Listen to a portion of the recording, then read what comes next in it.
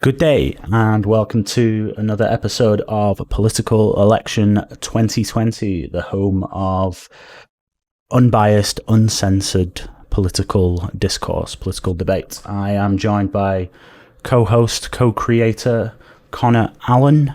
Pronouns his and he. Did you just assume my gender, Jan? No, those are your pronouns, are they not? Those are my you told me pronouns, before yes. the show those were your pronouns. Those are my pronouns, yes. Thank you. We're talking today. Very happy to talk to you about. Oh, what are your pronouns? I prefer not to think say. For you. It. Yeah, it. We'll go with that. Very happy to talk about contentious issue, big hot topic, mail-in voting. What are your thoughts on this? What do you think? What's your general? Well, should we start off with the bad boy of mail-in voting? This is DeJoy, who has been called to testify in front of the Senate. That'll be going on Friday. He's not been very good, has he?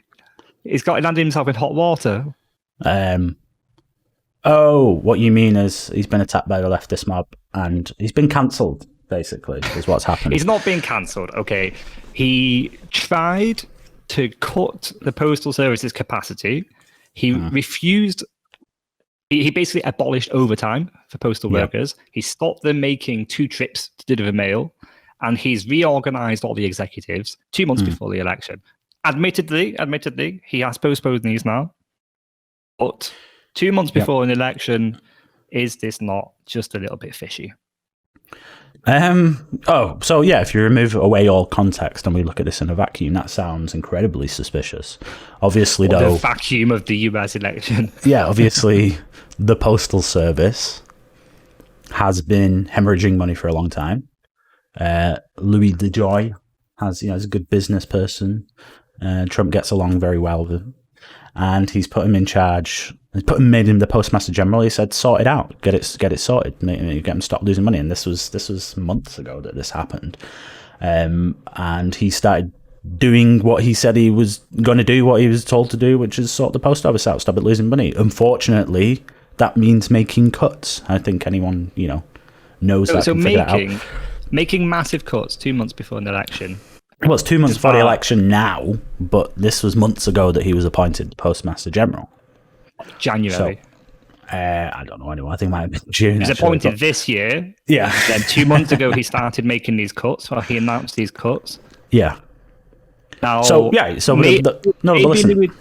he's not been on Wikipedia in a while. Maybe he's not watched political in a while. But I'm pretty sure he knew there was an election coming up. Right. So here's the thing, though. He was told to do a job. He started doing the job. The lefty mob went after him, said, Trump's stealing the election, blah, blah, blah, all this. So he said, well, listen, just in the interest of transparency, I'm going to reverse the decisions until after the election, just so no one thinks that I'm some pawn who's a pawn of Donald Trump, and this is some great conspiracy, the new latest conspiracy theory of the left.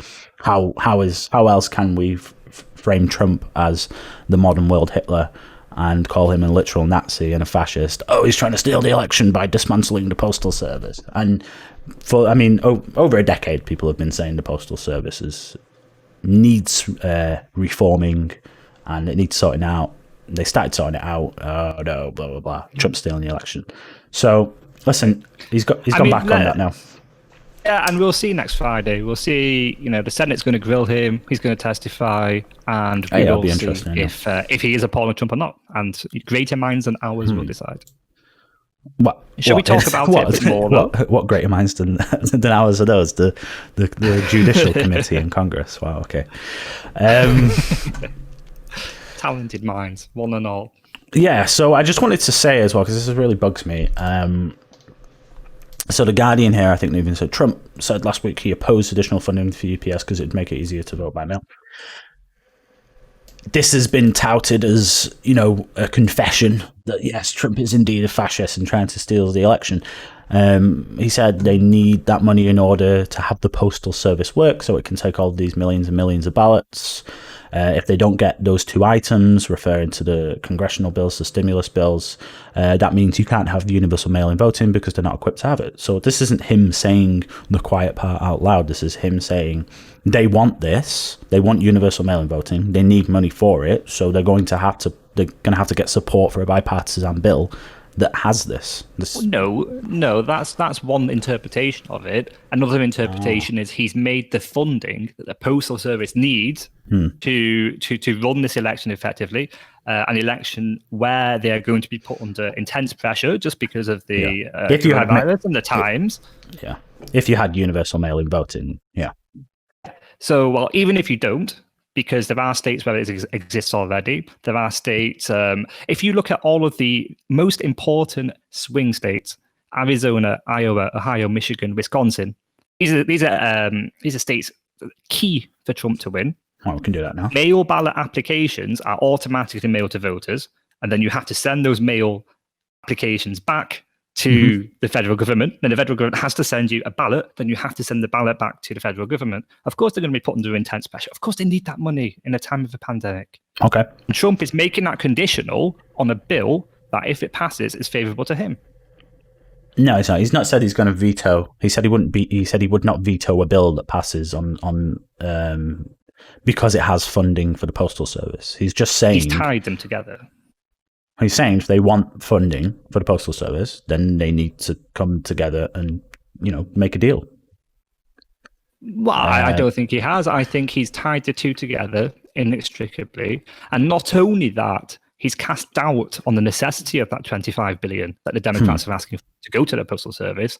He said freely that $3.5 billion of that, which the postal service needs to fortify its electoral capacity, is fraudulent. It's going to facilitate fraud. It's going to facilitate. Want to say though, we're talking about listen. You may not be talking about universal mail-in voting, but when he's made this quote, he's talking about universal mail-in voting. He's saying if they want the money to do universal mail-in voting, then they're going to need it.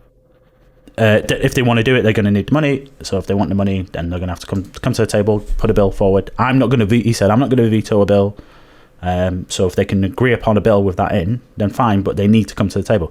Bearing in mind, this is said during the context that Nancy Pelosi sent all the congressmen and women home and closed the House. So this is, in that context, I think it's quite clear that he's saying they need to come back and they need to come and do something, do a deal if they want it to happen. So he's almost taunting her in a way and saying, if you support the Democrats and you support Nancy Pelosi, then tell her to come back and do a deal and get the funding that she needs. I'm not going to veto it if they can agree upon it, but if they want to do that, they need to do it. Where are they? Well, they've gone on recess. Well, yeah, so he's made it conditional. Do you think that America should have universal mail-in voting? Well, he's not made it conditional. I just want to say he's not made it conditional because... From my perspective, he has. I don't really see how you've... the House has to come... He can't give that funding himself. The Congress has to vote to do that. That's a congressional act. It's not something he can do as the executor. So, yeah, it's not conditional. They have to come and do it. But yeah, do I agree with universal mail voting? So... Maybe under other circumstance, possibly it's certainly an exceptional issue for this election, but specifically, and no others. Well, no, I'd say the opposite because I think right now we're 2 months away. Well, nearly 2 months, just a bit more than 2 months away from the election, and there's only 5 states. Yeah, 5 states. So Washington, Oregon, Hawaii, Colorado, Utah. The only 5 states that do all mail-in voting right now. And Washington D.C. as well, I think, actually. So they've been doing this for quite some time. In the case of some of them, more than a number of years. It took them a long time to really create the infrastructure to actually accomplish this and do this all in mail-in voting. Well, this is only early mail-in voting. No, this is not talking about all mail-in voting. If you want to do universal mail-in voting, now look. Okay, but 5 states are doing it now. There are certain states where every single citizen receives a ballot, and whether they choose to use it for mail-in voting, that's neither here nor there. And that goes beyond the states you just listed. So it's all the West Coast states, it's Nevada, Arizona possibly, but I might be wrong there. New Hampshire, I think. Where? Sorry. Again, I might be wrong on that one. These states do what? Sorry. So basically, they will send out the ballots. I don't think they do now. They do. I think there's only 5 states that do all mail-in voting. Yeah, but that's what I'm saying. That's a difference, okay? And all mail-in voting is different to every citizen having an option to mail-in vote. If you go on 538.com right now, you'll be able to see a map, and perhaps we'll edit this in later. You'll be able to see a map of these states. Right. Sorry, I'll make a little note. All right, I'll take. No, that's fine. I'll take away for it. So these states do all they send out mail ballots to everyone, is what you're saying. Absolutely. And whether the citizens choose to use it or not, it's neither here nor there. Right. Okay. The infrastructure's there in those states. Right. So what about the other states, though?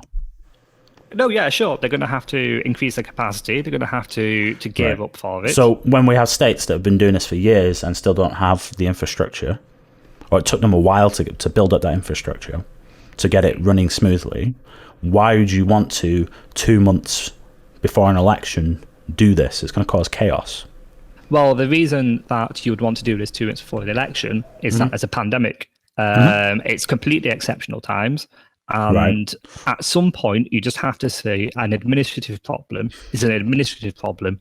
You just have to get up. You have to find a way for it to work. So throw as much money at it as possible. Because elections are important. Yeah, sure. So, but is universal mail-in voting the only way around this then? I think not, because most states, as you can see, on the screen, most states do early voting. Some do in-person absentee voting. They do mail-in ballots. What's stopping? Why do you need to send out a mail vote to everyone automatically? Why can't they just request one if they want one, and if they don't, go and vote in person? Some people might prefer to vote in person.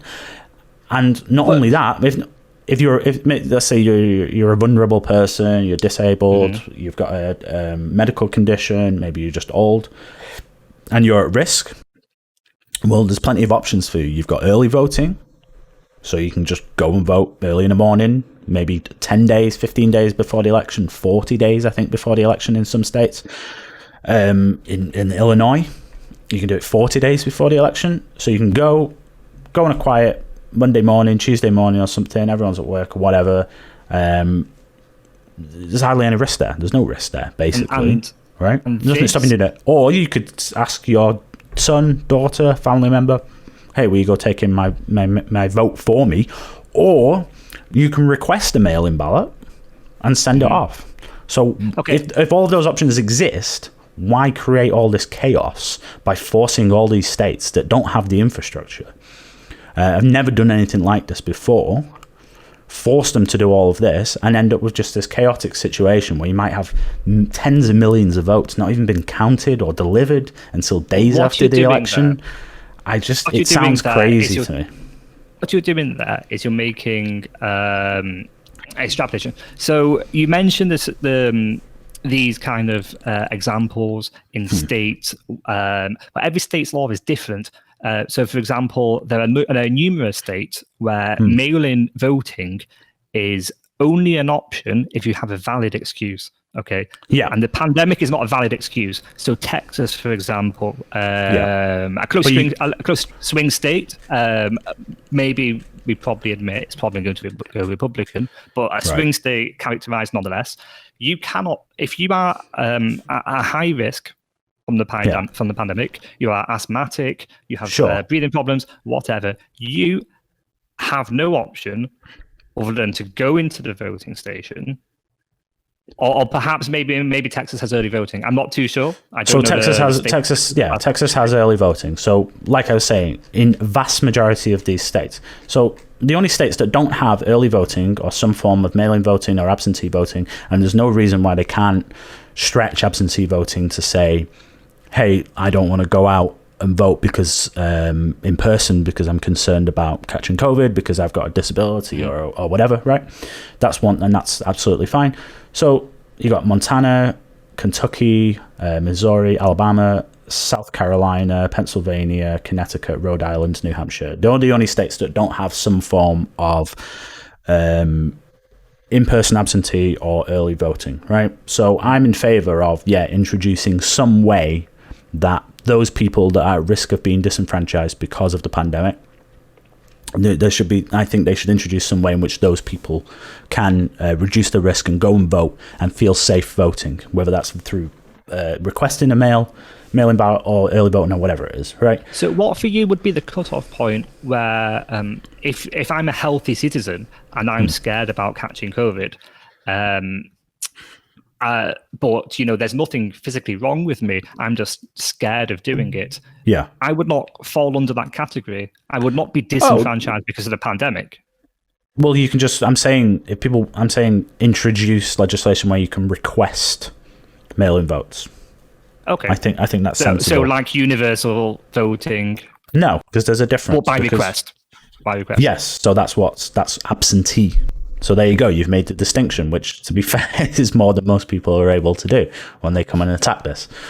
So, it's not absentee. Listen, absentee is giving you a vote to another person. But okay, I get your point. So listen, I understand the concern from the Democrats' side of it. They're worried, right? Because this poll here says that 76% of Democrat voters want to vote by mail, and 65% of Trump voters say that they're going to vote in person. And I think that's probably a reflection of Republicans probably being more concerned about their mail-in vote not counting or in some way or whatever. It's kind of similar to, we've seen this, I remember this during the Scottish independence vote, and they were saying, go take a pen, don't take a pencil, right, for your ballot. Oh yeah, so they can't change it. Yeah. So I understand why the Democrats are concerned, and you also have to admit, I'm saying you don't need universal mail-in voting. It's going to cause a lot of chaos. It's going to cause a lot of confusion. You're going to force these states who don't have the infrastructure, who've never done anything like this before. There's going to be, anyone with common sense can see there is going to be loads of mess-ups where they just don't get things right. Maybe we've already seen it loads of times where they just accidentally send in the wrong ballots or duplicates or whatever and this kind of thing. So loads of times. Yeah, we've seen this a bunch of times. Listen, it might be isolated cases or whatever, but it happens, right? But it happens now with only a few states doing all mail-in voting. So and that's with states that have already built an infrastructure to do it. So if you have it across the board, forcing them, right, figure it out. You've got 2 months, figure it out. I mean, they basically got no time to do it. They'd have to go and send them out now. I think you've hit on something there, because Trump himself has kind of cast doubt on this. He has basically said that it facilitates fraudulent voting. Correct. He more or less said 1.8 million votes would go against him if mail-in voting happened. I don't know exactly where he gets the figures from, but yeah. Oh, well, he got it from a report. I can't remember the name of the report off the top of my head. But it's academically criticised. It's basically in the gutter in terms of its reputation, but he quoted it nonetheless. But he misquoted it. The report said it's evidence that states need to improve their infrastructure. But in 2010, for example, a state election commission investigated 207 cases, okay, and it found that 10 votes were made fraudulent out of those 207. So we're talking really, really tiny fractions of fraudulent voting. Yeah. So you're talking about, though, mail-in voting right now. We're talking about if it was made universal and you forced all of these states who don't have any infrastructure to do this, you're basically giving them, let's say it was implemented now, right? 2 months away from the election, you'd probably want to just get those ballot papers out now, right? So you're saying to them, right, print off millions of ballot papers now, right? Get ready to receive them all, get them all counted on time. It's just be chaos. There's going to be mistakes because they're going to be under pressure. That's just human error. There's common sense that says that's going to happen. But why do you need to do it if there's already loads of other ways that people can get their vote out, regardless of COVID. What would you say to somebody whose argument was that the opinion of every voter matters? I mean, I don't think that's not under discussion, but also the security and the well-being of every voter matters, and the ability for that voter to cast their vote without fearing that they're going to catch a deadly disease. In this case, some people, I would say lots of people, given the state of the situation in America, will only be able to feel completely secure with universal mail-in voting. Why? Why can't they? Nobody's saying they can't vote by mail. They're just saying request it. Are you saying that requesting a mail-in vote is dangerous? No, I mean, I agree. I think, requesting a mail-in vote, that's what should happen.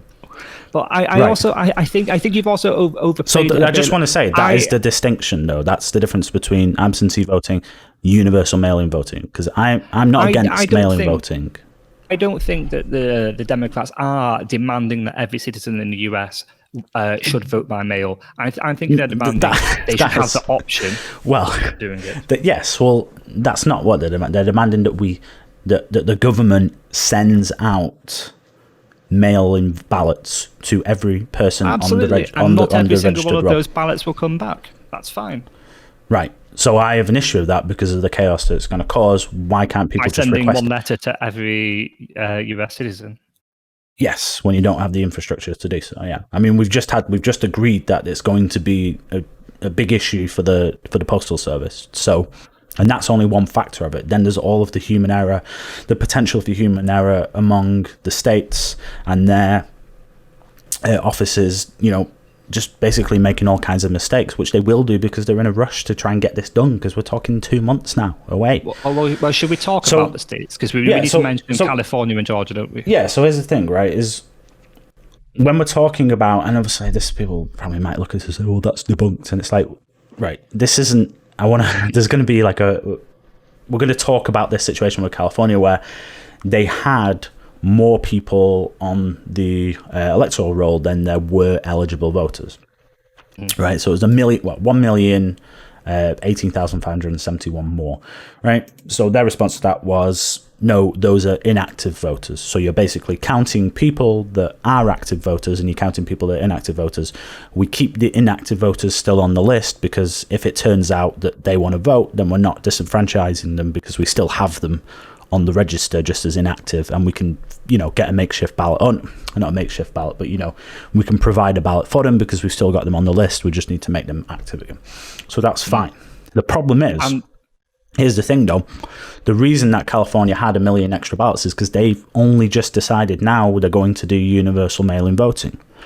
So before then, even though there's counties in the counties in the state were supposed to keep their voter,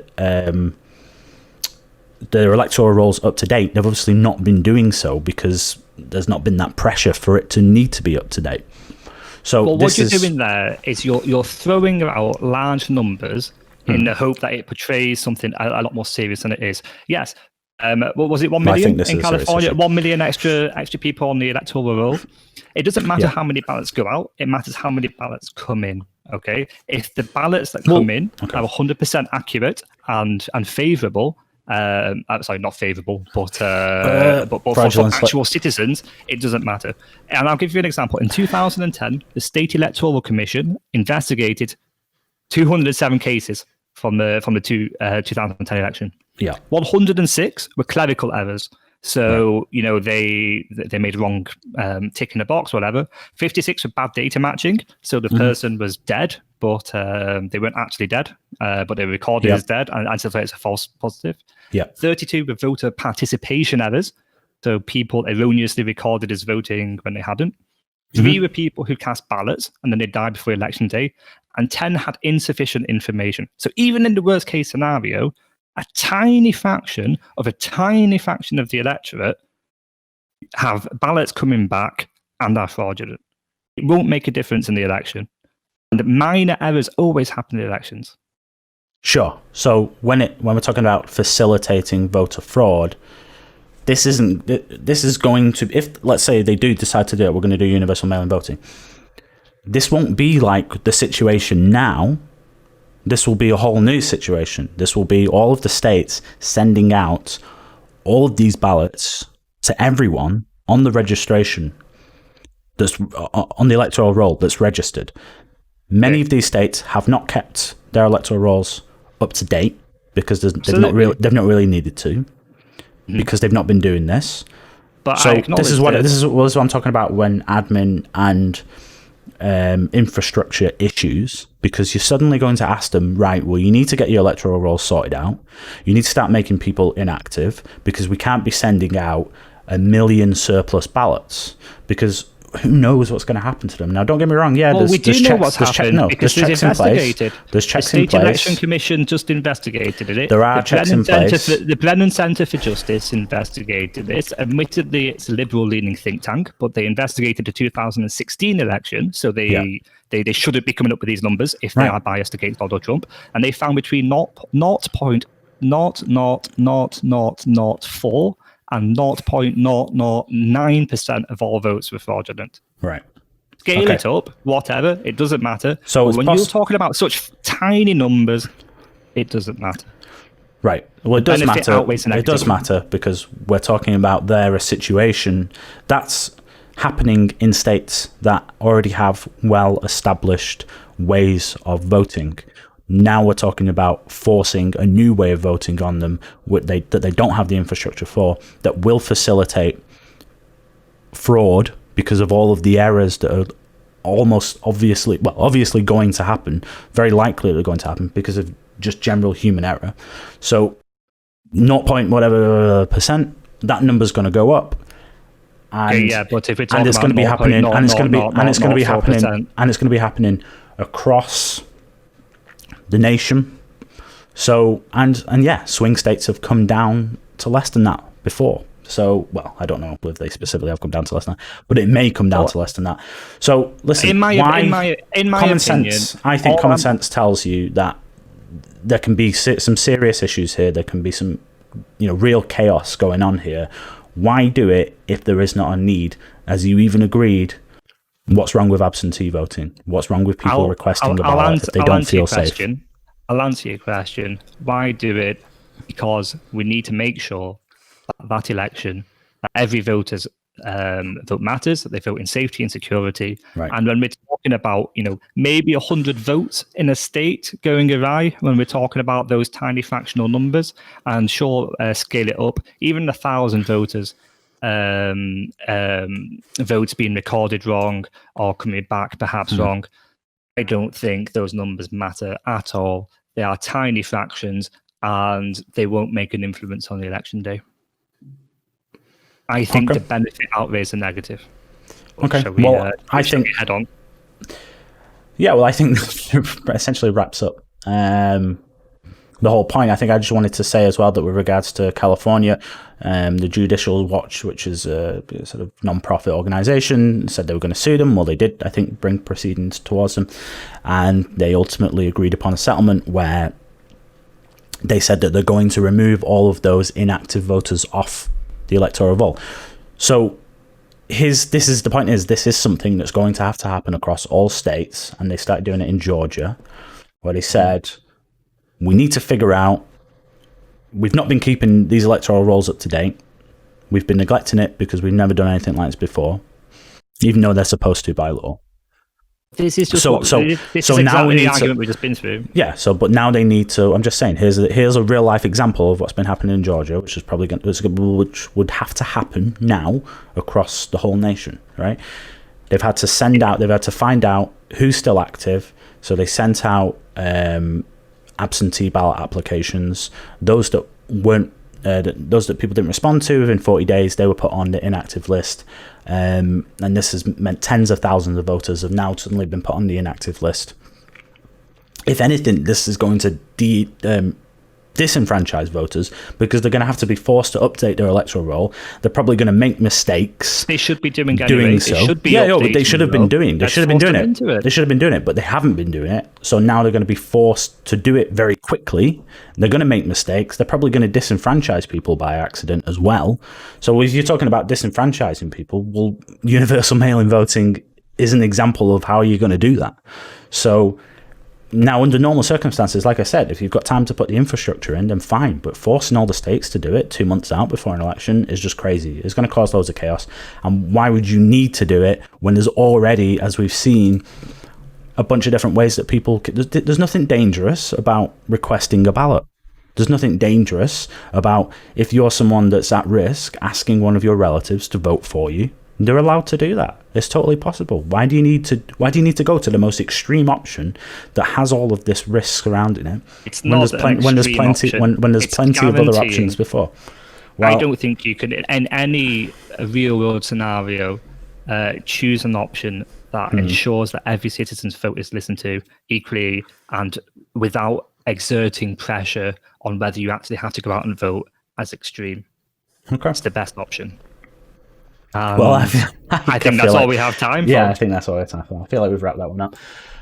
So, guys, thank you very much for listening. Please do make sure to tell us what you think of fraudulent voting. Is it fraudulent or not? Who do you agree with more? Tell us down in the comment section below, and do please follow us on Twitter, Instagram, Facebook. Links in our bio. And remember to click the bell, because we know that YouTube will not put conservative content in your subscription feed. You need to click that bell if you want to see our videos. Are we conservative content? I am. Yeah. Okay. Unbelievable. Thanks very much, guys.